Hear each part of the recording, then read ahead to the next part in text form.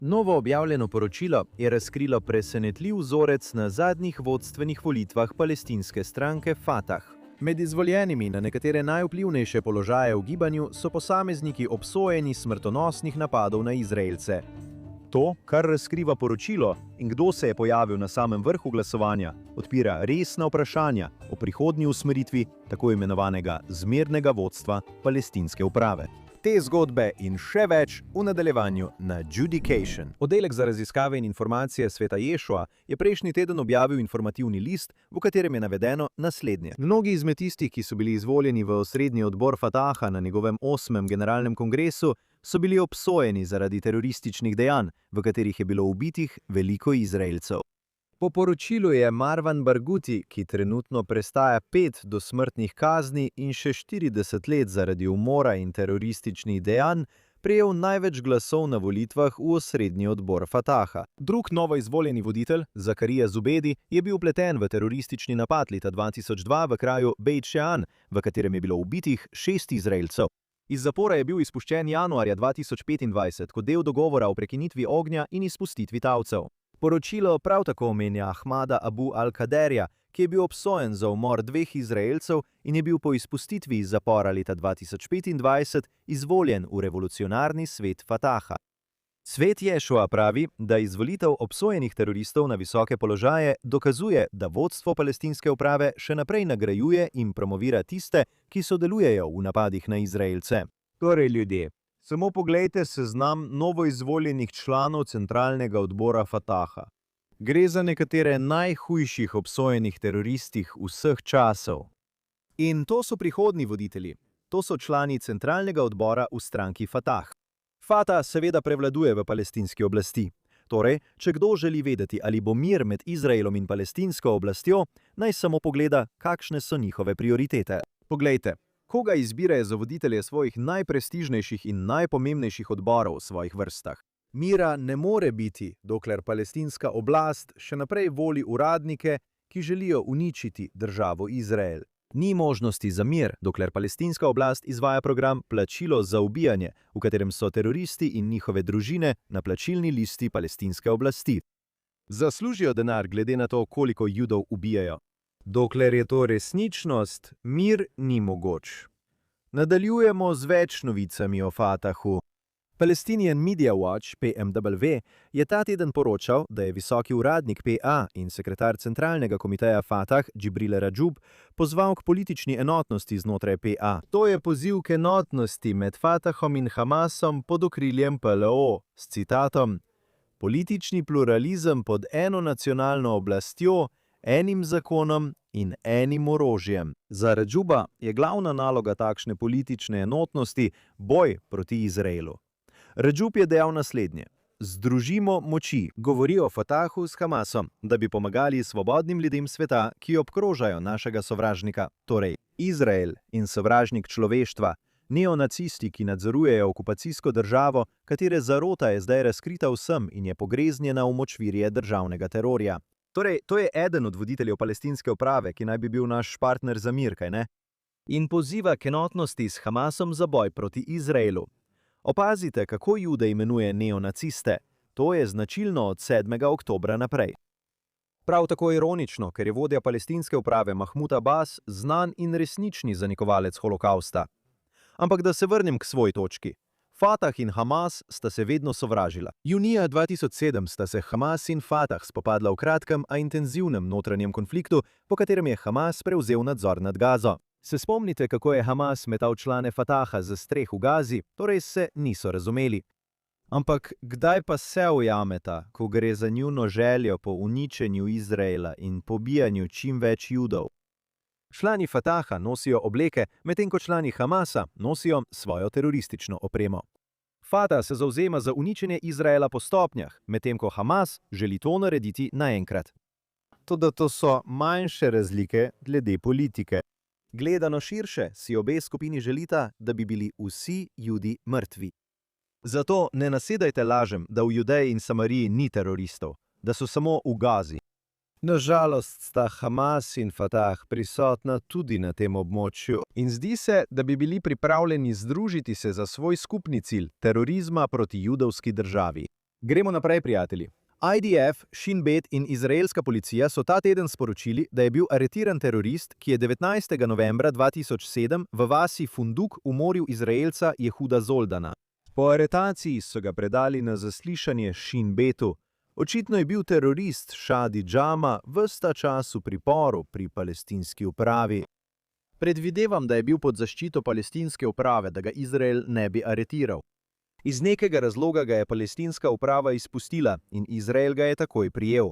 To omenjam iz več razlogov. Osebno poznam družino Zoldan. Spomnim se, ko je bil njihov sin Džidu ubit. Naj Bog maščuje njegovo kri.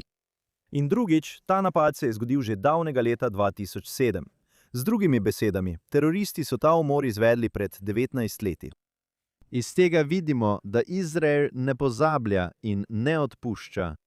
Trajalo je 19 let, a pravica je bila končno dosežena. Ne vem, ali v tem primeru velja novi zakon o smrtni kazni ali ne. O tem zakonu smo govorili pred nekaj tedni, ko je začel veljati. Če ne, ta teroristični morilec nikoli ne bi smel ugledati belega dne. Upam, da bo ta aretacija družini prinesla vsaj malo tolažbe. Toda kot sem rekel, in vsak bodoči terorist naj si to zapomni.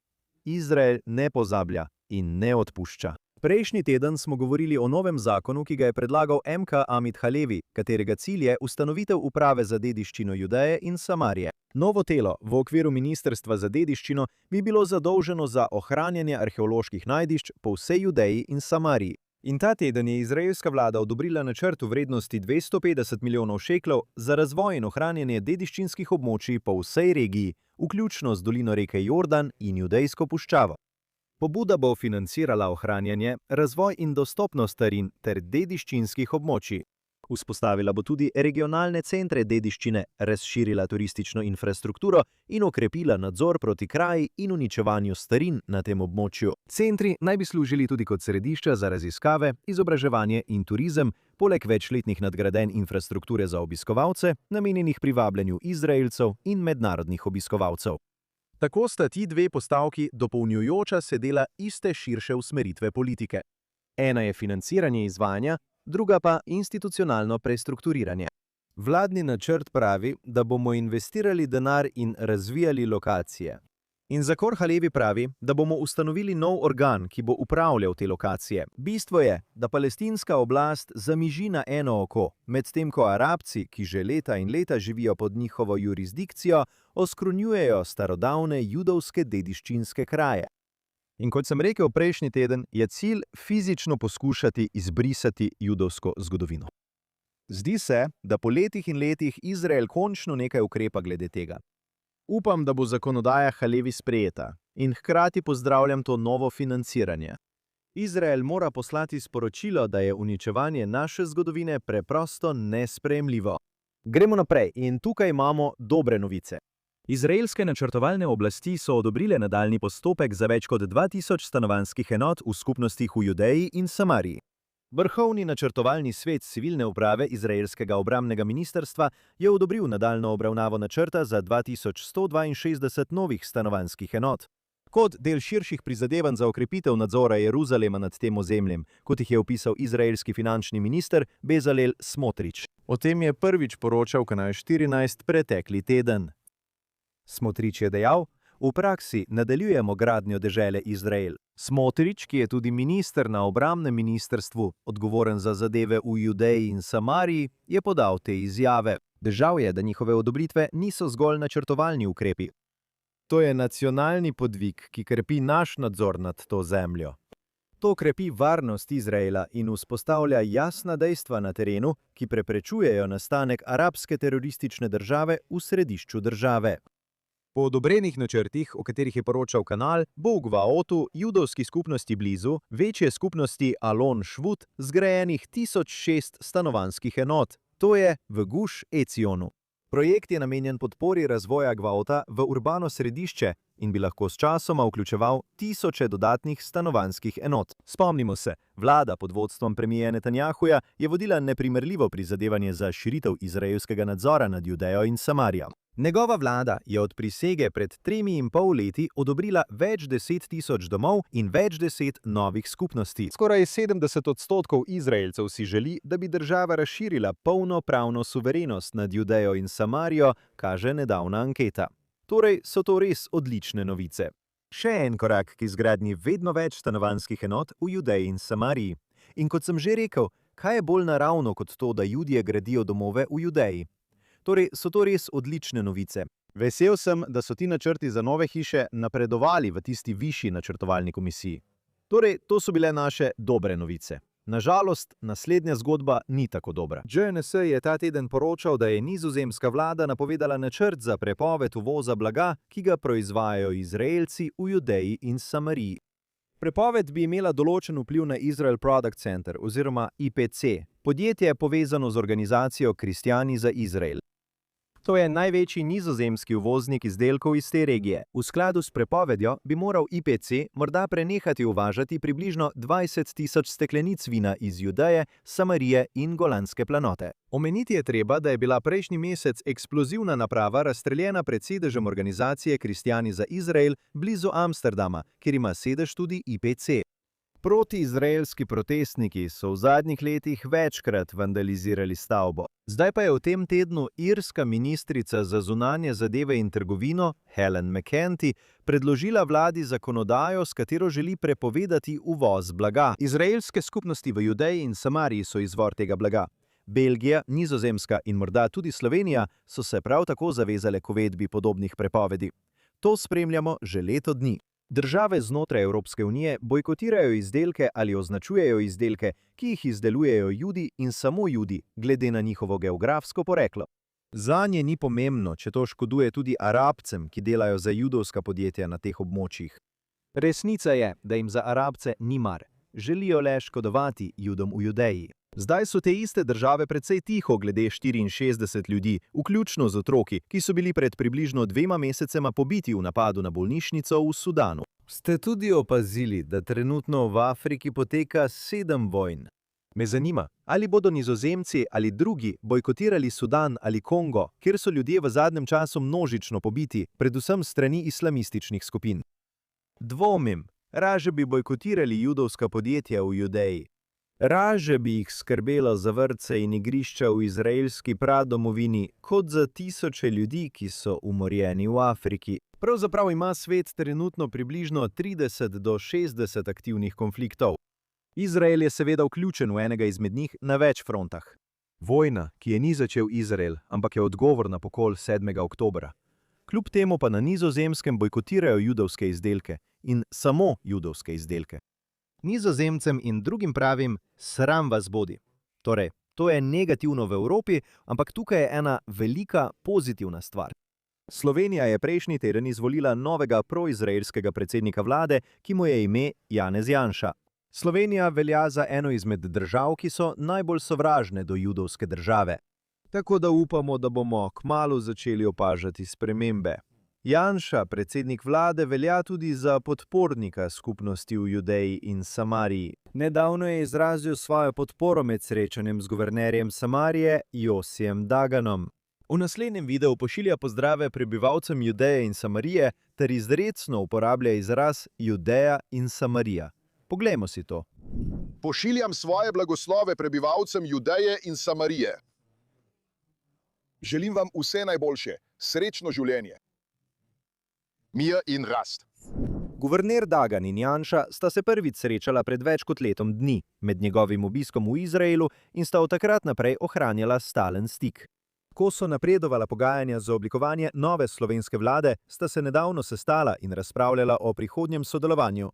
Povezave z bodočim slovenskim predsednikom vlade in njegova podpora Izraelu veljajo za strateško pomembne za judovsko državo in za skupnosti v Judeji in Samariji. Torej, potem ko smo razpravljali o bojkotih te regije, lahko upamo, da bo ta pozitiven razvoj spremenil stvari glede odnosa Izraela vsaj z eno evropsko državo. Počakati bomo morali in videli, kako se bo to razpletlo, vendar je to izjemno pomemben in pozitiven razvoj. Nadalje, JNS je ta teden poročal, da je več kot 90 članov predstavniškega doma pod vodstvom kongresnika Mikea Lawlerja pozvalo ameriškega predsednika Donalda Trumpa, naj razpusti Agencijo Združenih narodov za pomoč palestinskim beguncem na Bližnjem vzhodu, oziroma UNRWA. Kongresnik je navedel dolgoletne obtožbe, ki agencijo povezujejo s Hamasom in drugimi terorističnimi skupinami. Kongresnik je predsedniku poslal pismo, v katerem je to zapisal. Namesto, da bi reševala begunsko krizo, je UNRWA svojo neprimerljivo politiko podeljevanja statusa begunca skozi generacije problem ohranjala in širila, ter tako nekoč omejeno humanitarno vprašanje spremenila v trajen in vse večji politični izziv. Z drugimi besedami, UNRWA nikoli ni poskušala pomagati pri ponovni naselitvi Arabcev, ki so leta 1948 pobegnili iz Izraela. Tam so jih zadrževali kot figure in njihove potomce so kot figure zadrževali po vsem Bližnjem vzhodu.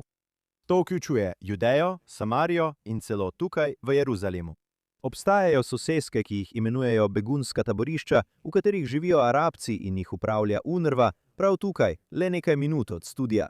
Ti ljudje uporabljajo ključ kot svoj simbol, kot da se bodo nekega dne vsi ti ljudje vrnili v Haifo, Jafo, Ako in v vse druge soseske, ki so jih njihovi stari starši zapustili leta 1948. Kaj torej ključ v resnici simbolizira? Simbolizira uničenje države Izrael. Pravijo, da se bodo vrnili na ta območja, odstranili Jude tam in nato prevzeli državo preko demografije. Najprej, če izgubiš vojno agresije, ni ponovnih poskusov. Ne moreš se preprosto vrniti tja, odkoder si prišel. Drugič, v nobeni drugi begunski situaciji se status begunca ne prenaša skozi generacije.